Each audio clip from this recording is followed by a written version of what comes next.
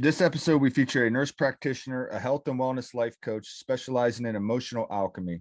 She would like to share some knowledge on quantum physics, mental energy, and perhaps the merger of Western medicine with some maybe more Eastern philosophy type things. I'd like to welcome Catherine Gagnon. Did I pronounce it right? Yes, that's totally good. Okay. Thank you, right. Dylan. Yeah. Thank you for having me on your show. I'm really excited to be in the conversation with you. Yeah, I'm excited to have you on, and thanks for taking the time out to do this. You're similar in a lot of ways to some of the guests I've had on, but I think there's some differences that I'd really like to kind of dive into. So I'm excited to maybe share some new ideas and some new things and maybe a new perspective with my listeners. So with that being said, one of my first questions I typically ask a new guest that's never been on the show before, because I just kind of want to get a sense of who you are. What kind of got you started on this path of health and wellness and helping others? Well, I always had the helper healer gene. My grandfather's a doctor, and my father worked in the medical industry, and my mom was a physical therapist. So I always knew I wanted to help others. And I became a nurse in 2004. And I remember one of the first days on the job. I mean, I was in a busy ER in Montreal. And I remember thinking to myself, dang, one of the biggest mistakes that medicine has made is to separate the body and the mind. They do not go one without the other. And I've got several stories where just asking a question to a person who came in with a heart attack or chest pains would relieve so much that you can actually see it on the EKG, that it was just connecting the emotional, it was just connecting the mind and the body. And you could see that there was deeper relief. And I remember working as a nurse practitioner several years later after I've done my master's degree. And my colleague physicians would send me their patients that they would sense that there would be a little bit more than just a physical component. And I had a reputation of making people cry, but for the good reasons. So people would sit in my office. I would ask the questions to, what's going on? What's the problem? Come up with a diagnostic impression. But within about 5 minutes of them sitting in my office, they would start crying, most of them. And then we'd talk about the real stuff that was happening in their relationships, stuff that was happening in their in their household, things that they were worried about. They couldn't tell anybody. And it was amazing to see how the systems for which they were having disease or pain or, malfunction was most often directed at or mirrored by a situation they had in their life. And just talking about it was the beginning of already the healing was starting, but on an inner journey. And I remember thinking to myself in my office, gosh, okay, now I need to write prescriptions. I need to write my notes, examine the patient. And the structure was limiting me in a way to go deeper with the person and to help them in a much more and a greater capacity than what the medical paradigm was letting me do, basically within the scope of practice. And so it took me Lyme disease. I got really sick in 2016, and this illness almost killed me. But in a way, I can say in hindsight, it was the greatest gift I've ever had in my life, because it really put into my face everything that I was doing, which was not aligned with my essence, with who I am. I was living the life that other people wanted me to live. And this forced me to review, change so many things, change my diet, let go of toxic relationships, let go of relationships that were no longer aligned, including my intimate relationship at the time. And then eventually it was to let go of my nurse practitioner job. And Dylan, I have to say, I argued for 4 months with my soul. My soul was like, you're going to have to let go of that nurse practitioner job. And I'm like, what? Are you effing crazy? Like, I've studied so long and I've got this, a job and social benefits and financial stability, and I've got patients and, colleagues. And my soul was like, no, you need to let it go. And I'm like, yeah. So it was interesting that in my own healing journey of Lyme disease, the day after I submitted my resignation letter, I felt this, I would say, a quantum leap in my healing. And the next 2 weeks, I had some amazing healing happening. I mean, physically, I regained 10 of the 17 pounds that I had lost. And I stopped losing my hair, and I regained so much energy within 2 weeks. And I was like, whoa, okay, this is my own body telling me, like, validating that this was the right decision. But it was the scariest thing ever. It's like jumping in the, in the empty there. And I'm a hang glider pilot. I've been hang gliding for 15 years. I'm not afraid of jumping in the empty because I know I can trust my wings. But in life, it's different. It's how do you trust this intuition, this soul that's talking to you, and it's making your body talk. I used to tell my patients, and I still my clients, I say, your soul is stuck in your body. The only way it can talk to you is through your body. And the less you listen, the bigger the message is going to be, the bigger the slap is going to be, and when you go all the way to manifesting a disease, I mean, there's been signs and red flags and messages that you just haven't been listening to along the way. So it's a fascinating journey. That's fascinating. So do you believe then that the Western medicine paradigm of like all trying to heal the physical, I mean, they've got it wrong, right? Because what we are is energy, right? And Yeah. and what we're trying to heal is and what you're saying though is disease then a mirror of what is eternal that's happening from within is manifesting outward? Is that basically what disease is? Well, this is a great point, Dylan. And just to come back to the paradigm of Western medicine, I don't think it's necessarily wrong, but what I really feel is that it's been for about 100 years, it's been positioning itself as the one and done, the only place to go, which that is where I find the mistake is. That if we were to be a lot more integrative, to include all modalities that help people at a different level. There's stuff that Western medicine is good at, and, surgeries, you got a broken leg. I mean, Reiki will help, but definitely you want an orthopedic surgeon, right? So, but in the studies that I'm doing in Siddha Veda, which is a branch of Ayurveda, it's ancient secrets that were passed only from master to students. The scriptures are 2,500 years old, and they go back to Jivaka, who was Buddha's physician. The Dr. Naram, who was the current kind of healer alive, was saying that about 80% of illnesses come from emotional traumas, especially childhood stuff. So 80% come from that. Of course, there's another 20%. The physical body is affected by the pollution, the environmental chemicals, the fast food that we eat. I mean, it takes more energy to digest a burger from McDonald's than the energy that it'll give you, because it's a food-like substance. And the body is like, ugh, what do I do with this? So there are definitely some physical causes, but most of them come from emotional disturbances and things that have, got implanted very early on, oftentimes, most times before the age of 5, and even sometimes in past lives or in past generations. So you might have heard the saying that what's not dealt with in one generation gets passed to the next, right? And when you do some inner work that liberates yourself from a certain pattern, well, you liberate 7 generations before you and 7 generations after you.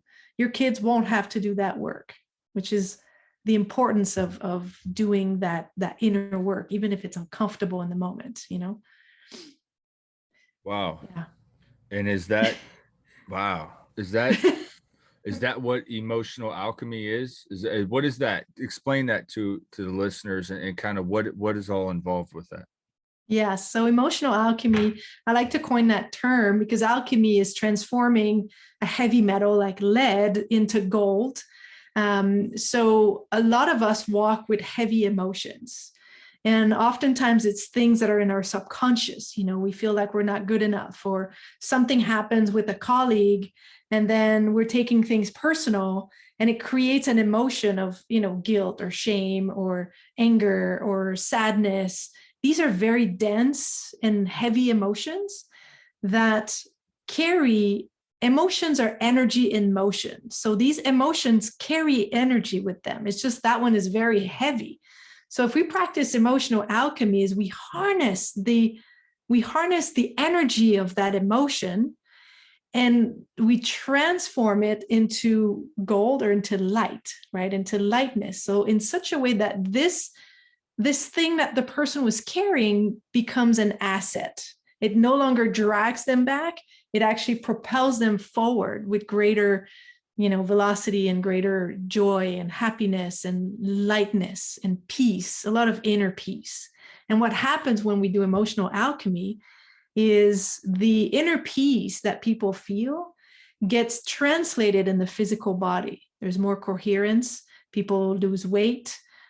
People let go of tensions, pains. They recover faster from illnesses. The physical body very much so wants to come back to homeostasis, wants to come back to balance. So when we liberate these heavy emotions, and we can feel it in our vibe, right? When we're feeling upset with someone or angry, I mean, we can feel that there's a constriction somewhere. Oftentimes it's in the chest or in the solar plexus, in the upper stomach there. And when we forgive, or when we have a conversation where we get to understand each other and we feel that relief, and we can take that deep breath of, and it liberates that energy. And that's the emotional alchemy. It's fascinating. And I've done it with people who've been suffering from Lyme disease, because I've been helping a lot of people recover from that illness since 2017. But also even people with no necessarily illness, but they've got pain, or they're tired. They're tired of feeling tired, and they're worried, and they're up in their head, and there's a war between their head and their heart. And there's a saying that says the longest road is the road between your head and your heart. But when you find that road and you reconnect that and you liberate those emotional weights, there's such a relief. And I get the relief with my clients too. I'm like, oh gosh, this feels so good. What are some things that, maybe people can do to kind of start to turn that corner? Because I think it's one thing to have an understanding that you've got a disease, or you've got this ailment, and that maybe you're holding in all this turmoil and these things that maybe have happened in childhood or in a past life. But what are some steps that people can do to start the process to start to relieve some of this and start to turn that corner? That's a great question, Dylan. The first step in any healing process is awareness of where you're at. We get pulled out of ourselves so much with social media and our phone, and we get busy all the time, and advertisement, and you got to answer to these to your colleagues, your boss, and you get pulled out of yourself so much that people don't know how to connect with themselves. That's why oftentimes in the evening, when there's less things to do and people are kind of facing themselves, they feel this kind of anxiety, they go kind of snack on stuff, they want to calm their nervous system, they need pills to sleep. But awareness is to check in with yourself and to ask yourself two questions, which are really important. How do I feel? What do I need? And just starting there is very, very powerful. And in a way, with my patients, when I was a nurse practitioner, this is kind of the setting that I was not knowingly doing. Is it was asking about their emotions And oftentimes behind any misdirected behaviors or misunderstanding or illnesses or pain, there are some underlying feelings that are unacknowledged and needs that are unanswered. So just those two questions is a major aha for people. And then, going deeper with the transformation to eventually the process of healing is really a process of wholeness. It's coming back to your whole being. You're no longer the person that so-and-so wanted you to be. You're no longer trapped with the resentment of the past or the guilt, or you've let go of, you've forgiven things that have happened to you. So you really come back to this wholeness and you stop being spread out, like Mel Gibson and Braveheart, freedom. Yeah, no. Yeah, I mean that it makes sense. It totally makes sense. Wow. Your doctorate study, what is it exactly? What are you studying? What are you working on? Yeah, it's a doctorate in natural medicine. And Dylan, I found that not that long ago. I found it in November. So I've just started, but it really feels like I'm coming home. This is really like the medicine, the way I've always envisioned it.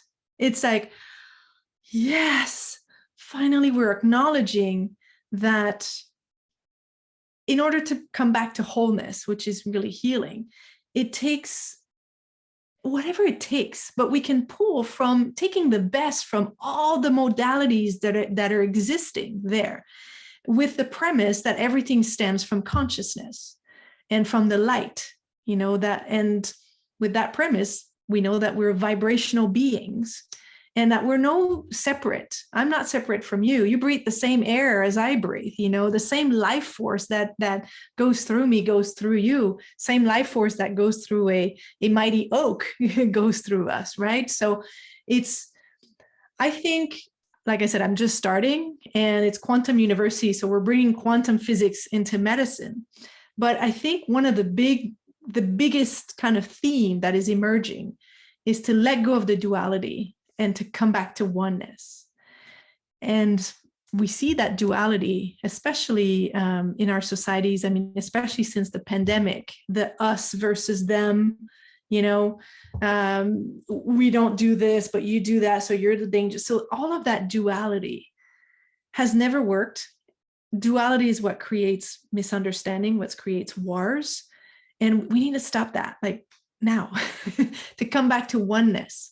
But as Gandhi said, you have to be the change that you want to see in the world. So identifying our own duality, like inside of us, we all have inner conflicts where a part of us wants something and then another part of us wants the opposite or the appearing opposite. And so resolving our own dualities inside of us is so powerful, because then the energy that was stuck in the conflict now becomes available for your well-being, for your healing, for your immune system, for your passions, for your people. And you live from a place of much more peace and harmony. And when you resolve that dualism and you come back to wholeness, then it's like you instill that vibration into the world. The people around you can feel that. You can feel the vibe of somebody who's conflicted or they're upset with themselves. Even you see them walking on a sidewalk and you can tell, versus somebody who's really well kind of grounded and whole. I mean, nobody's perfect and is always a work in progress, but you can tell when the vibe is unaltered Absolutely. by dualism. Yeah. So wow, yeah, that's exciting to know that there's a doctorate given out for this type of work. This is great. This is great. I know. I look at my curriculum and I just can't wait. I mean, there's Joe Dispenza on the faculty, Greg Braden. So I mean, like, awesome. come Joe on. Dispenza, So come cool. on, man. The guy's brilliant, man. I've read a couple of his books. Oh man. I know. Yes. Oh, And it's so exciting. Awesome. It's so exciting to be alive in this era. Like, I'm like, wow, thank God I was born in 1980. Well, now you know my age. But now that we have neurosciences that are able to explain what you might call paranormal phenomenon that have been happening, that ancient philosophies, knew but they just didn't have the tangible ways to explain it. Well, now neurosciences like, biofeedback, neurofeedback, is able to explain in tangible ways what's happening between the mind-body connection. We can set, right now my class that I'm studying is biofeedback. And when somebody is in a stress response because they're having a certain emotion, you can see it on, a temperature sensor. You can see it on the heart rate variability. You can see it on an EEG.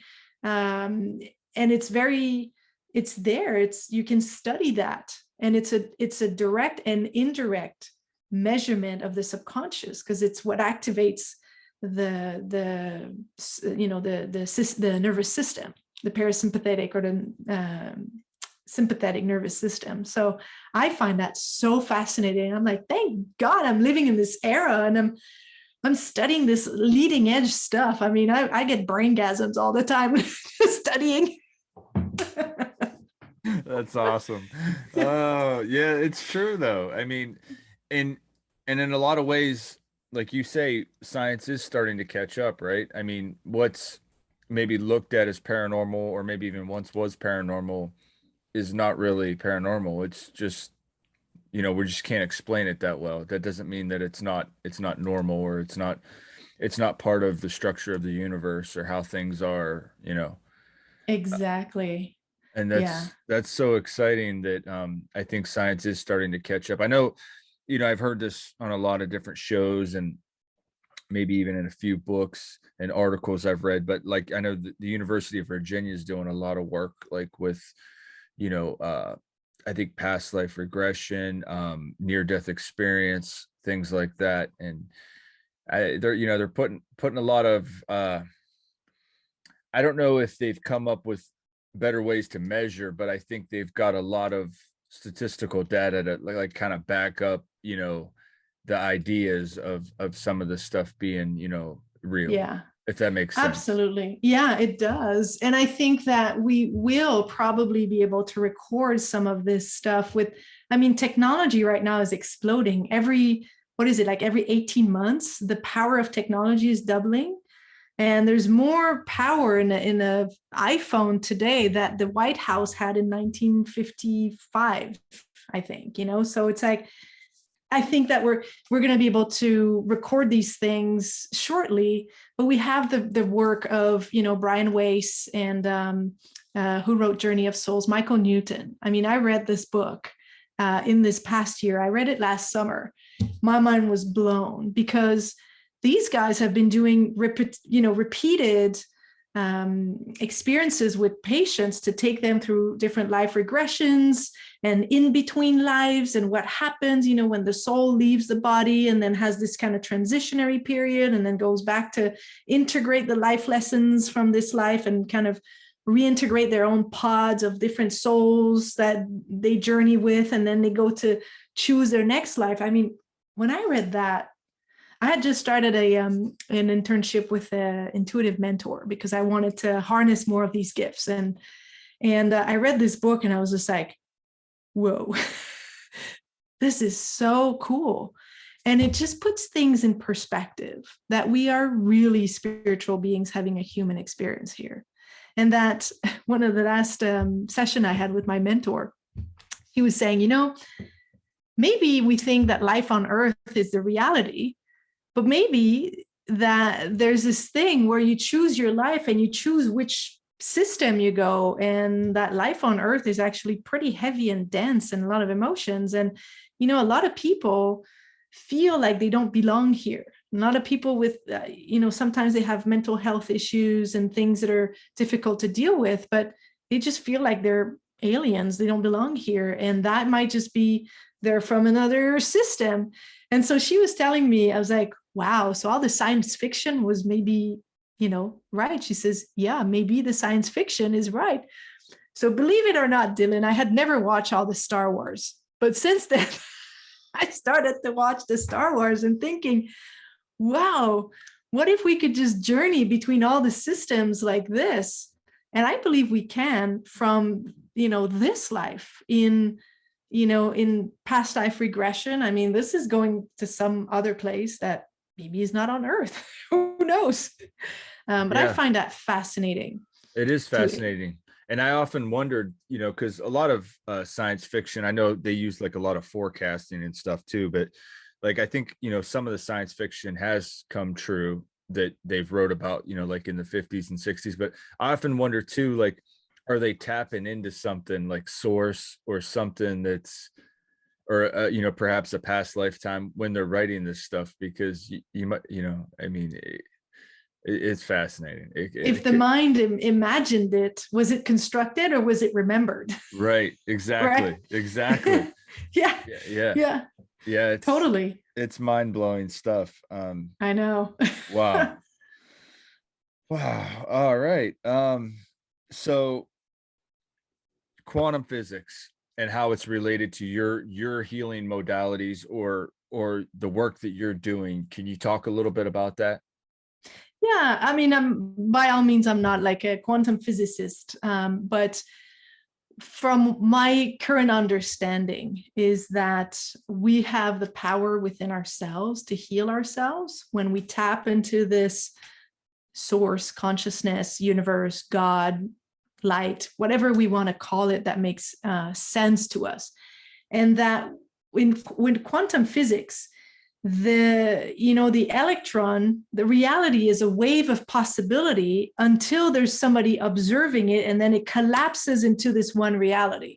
It's like, oh, you might be somewhere as a wave of possibility, but the moment I look at you, boom, you take form, which kind of brings into effect the law of attraction of where you focus your attention, that's where your energy goes, and that's what you're going to expand. So if you're looking through the lens of the problem, let's say conventional medicine is the lens is more of an illness. Let's find out what's wrong with you.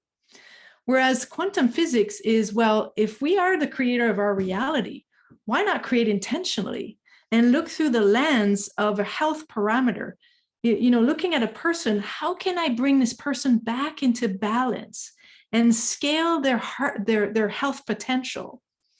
And just having that lens, let's say the practitioner is looking at the patient or the client with the expectation that they're going to have side effects from their medication or they're not going to make it. What are the chances that the person will make it or will not have side effects? It's pretty low. It's the Pygmalion effect, is the vibe that you kind of impose on people, what you expect them to go through. They will go through that unless their will is stronger and they have this intention. So if I'm looking at the client, and I've done this with people with Lyme disease because I've healed in record time. So if I've done it, anybody can do it. And so even in the moments when they don't believe in themselves, I hold the vision as them being fully capable, having all the resources to heal within them. And I'm just guiding them to tap into these resources. So this is the lens of using quantum physics to be intentional in calling in a greater sense of health, calling in all the potential that is latent, which is giving the person much more chances than if we constrict, we put them in the box of a diagnosis. Well, with that diagnosis, there's that many chances of, getting away with it, or that many chances of dying. Deepak Chopra was saying something. He said, accept the diagnosis, but refuse the prognosis, which is, okay, you got something, accept that this is what it is, this is where you are. But if somebody is trying to impose a limiting prognosis, which is a prediction of if you're going to live through it or heal from it, and they're putting a limiting prognosis, now you block that and you create your own intention. And this is something I help people also regain trust and confidence in their body, in their ability to heal. One of my clients, she's been, sick for a long time, and doctors didn't know what she had. Anyway, she's been on this long journey. And in a way, she had lost trust in her own body. She was like, well, anything I do, it doesn't work. And I said to her, I said, has it ever occurred to you that your body has lost trust in you? That because you're still running the same subconscious patterns, that if your body was allowing you to heal from everything that you're doing, it knows that you would just go back and do the same things that got you sick in the first place, because you haven't learned to say no. You haven't learned to put boundaries and put yourself first. You haven't learned to be more loving with yourself and less critical. So your body is going to keep the illness as a shield until it knows that it can trust that if it gives you back your health and your energy, you're going to do good with it. And she was like, wow, that's freaking powerful. And so as we heal the relationship between the person and their body through the emotional alchemy, letting go of those heavy emotions and whatever happened in the past, they're healing in quantum leaps, which is another kind of concept of quantum health for me. It's just you get quantum leaps of healing. That's well said, and that's fascinating. I never heard it from that point of view or that perspective of, possibly your body not allowing you because, it doesn't trust you. That's interesting. And a lot of what you're talking about, I know Dr. Joe Dispenza talks about, like, as far as seeing your future self as already healed and Yes. like projecting that. And is that on the premise that maybe there's an infinite amount of possibilities that could happen and you're just drawing on one that's, much more positive and in a healing of like a future self, seeing yourself in that light, in that future self? Absolutely. He says the best way to predict the future is to create it. And a lot of people, especially if they've been sick for a while, they've lost that vision of what it is to be healthy. And they're just so stuck in the symptoms and not feeling well. And they're focusing on that, and they're not helping themselves by creating what they want. So one of the things I did when I was sick with Lyme, even in the darkest moments where, I had to go to bed after 5 minutes of stationary bike, I'm a very athletic person. That was so hard on my psyche. But even in those moments, I had the vision, I went fully into my senses of, okay, I'm on the side of a cliff with my hang glider on my shoulders. And I feel, the strengths in my muscle, and I feel the wind on my face. And I feel the kind of the eagle eye perspective that I get just before launching. And like Joe Dispenza says, the brain doesn't make the difference between a situation that you're experiencing or a situation that you're mentally constructing in your senses. It will align your cells with, it'll signal genes to produce cells that are aligned with that vision and that feeling. And this is some of the modalities that I use with my clients, is really go into their senses and put all of their attention on where they want to go, not where they don't want to be. That's a very good point. I mean, you're exactly right. Like maybe somebody who's had a really bad trauma or an abuse, and if you like relive that like through your thoughts, like your body responds to that, right? And Yes. it create.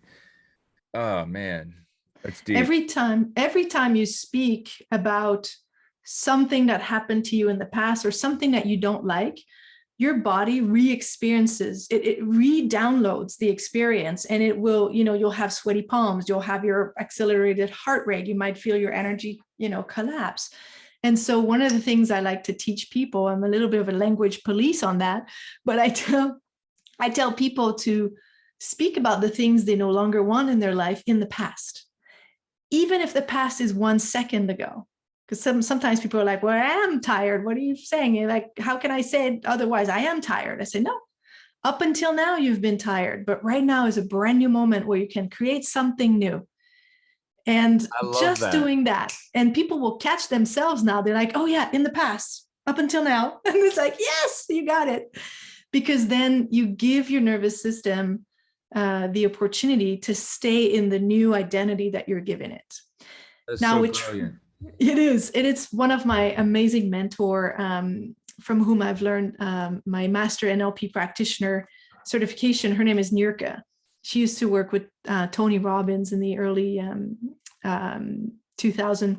But this is so brilliant, because once you catch yourself, you're like, oh, okay. In the past, I didn't like this. And then you'll find that as you do this, more solutions and possibilities emerge before you, whereas before you were so focused on talking about the things that you didn't like, you didn't see that all of this was possible out here, so that's another kind of trick to use quantum physics indirectly, if you wish. Wow. You're shaking your head. Yeah, because I didn't expect this out of this interview. I don't know why. I just didn't think it was going to be this deep or fascinating, but man, you're hitting it. You're hitting it I'm glad. yeah. Awesome. Uh, So in that sense, quantum physics pretty much influences all of reality, right? All of totally. what we experience. Yeah. And when you learn that you can be so intentional in creating your future or your present for that matter, and release what was holding you back in the past. So sometimes what people have a trouble doing is, yes, they want to be intentional, but they've got all this baggage following them and they don't know how to release that, especially if there was trauma. That's where we need to kind of go into the subconscious and reprogram the subconscious so that you can embody it in the body. So this is where I work. I work both in the subconscious and in the body, so that it's like the mind-body connection happens, that the person can truly liberate these things from their body and from their subconscious mind. So then they have a different identity or different behaviors, and they don't need to think about it. So I mean, I have numerous examples of times that I've done this with some of my clients. But for example, if you want an example, is I had a client of mine who was so busy and doing all the things, but she felt so alone, and she felt like she was never good enough, never had enough money, never had enough time, and this and that. And then we went back to where in her childhood she had registered that in order to be loved, she had to do all of these things and she had to earn that love. But that love was a birthright. We come with the birthright of being loved. Nobody asked to be birthed. So when she re-imprinted that decision, and I have specific ways that I guide people to do this, but she re-imprinted that decision and in kind of embodied that birthright to be loved. Well, afterwards, when she revisited in consciousness, in meditation, the other events in her life from that original time all the way to today, she revisited these events that contain those patterns and emotions. She had such a different perspective on them that it didn't affect her, and she understood from a higher level, higher perspective. And then she came back to today and she was like, wow. And now she's no longer, proving her self-worth by the things that she does, that she can be. And she's losing a lot less energy. She's a lot happier and recovering faster from, the malfunctions that were happening in her body, the imbalances. So it's so deep to go in the subconscious and in the body and reunite that. And it's like, I never knew that this was available when I was studying as a nurse practitioner, but intuitively I knew there was more, which is why I had this kind of constant quest to do more and find more and train more, So it feels, with the PhD that I'm doing, it just feels like everything is being put together. And now I have a map of where, when I go in the subconscious versus when, let's say, we talk about Ayurvedic herbs or foods, or if we go into meditation, like I know which body is being impacted. And the goal is to come to, wholeness in all of these bodies. I think what you're doing is great, though. I mean, you're empowering people to kind of take charge of their life and to heal themselves. And I mean, let's face it, the way that society's constructed and the way that we're taught from, is old enough we could start listening to others, is that that we kind of don't have that empowerment, right? We don't have that necessarily that control over our future or our health or. Yeah. we are being told to outsource our intuitive wisdom, which we all have. When you say listen to your gut feeling, we all have that wisdom, that intuition, but most of us have been taught not to listen to it or to outsource it. And this was my experience. My parents, bless their heart, they did the best they had with, they were just amazing, loving parents. But I remember being young and going to them and saying, hey, I'm sensing this in that person or this situation. And they would say, no, it's not that. They wanted to protect me. But that kind of crossed my wires, which I went on a quest at 20 years old. I went on the other side of the planet, Australia, for 10 months, in Southeast Asia. I traveled by myself because I really wanted to reconnect with that intuition. I really wanted to know that I could trust it, that I could have that system of guidance. And even with, the medical paradigm, we've been taught, the doctor knows best. You take your meds and don't ask too many questions, which is, the patronizing side of medicine, which it is changing. But definitely people who do best in life have understood that they need to take full responsibility for everything that shows up in their life.